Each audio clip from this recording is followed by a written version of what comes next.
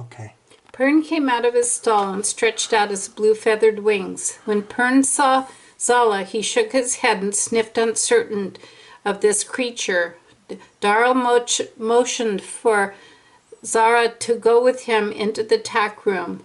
Zara followed along. Along the wall were the riding saddles, and below each saddle was a box filled with riding gear. Darrell went to his box. He had this box since he first worked at the stables. He removed the royal wolf cloak and hung it on a peg next to his box. He quickly removed his tunic and put it on the bench. He sat down and removed his boots. Zella watched with curiosity. She had never seen a naked human before. Darrell got his riding clothes from the box, sat on the bench, and put on his leather breeches and undershirt and shoes. He stood up and put on his leather flying jacket, then took the riding saddle off the peg and turned to Zella. Let's fly. Golland was waiting with Pern, quietly soothing the griffin. Darrell placed the saddle gently over Pern's back and tightened the strap. Pern watched as Darrell climbed up on his back.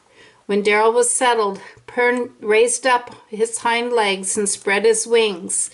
Pern is well pleased to see you fly with you again. Darrell leaned forward and Pern leapt into the air with a powerful stroke of his wings. As Pern flew through the open end of the barn, Darrell turned back and saw that Zella was flying close behind, while Golland was waving them a good flight. Out over the harbor they flew. People on the docks looked up and pointed. Darrell loved the view of the harbor, the brown roofs and the canyons of streets of the city, and the white spiraled castles surrounded by the deep green forested mountains.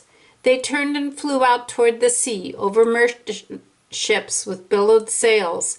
Higher and faster they flew toward the high clouds that were just turning golden in the evening light. Zala called out to Darrell, "I never imagined that you and your griffin were so skilled at flying." On saying this, Zella made a sharp turn and began to dive toward the sea.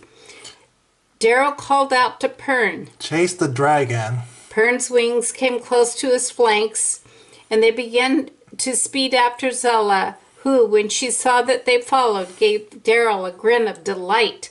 They chased after each other until at last Darrell called, "It's time for us to head back to the stables. I want you to take you to meet someone who might be able to help us find Enchantress." "All right."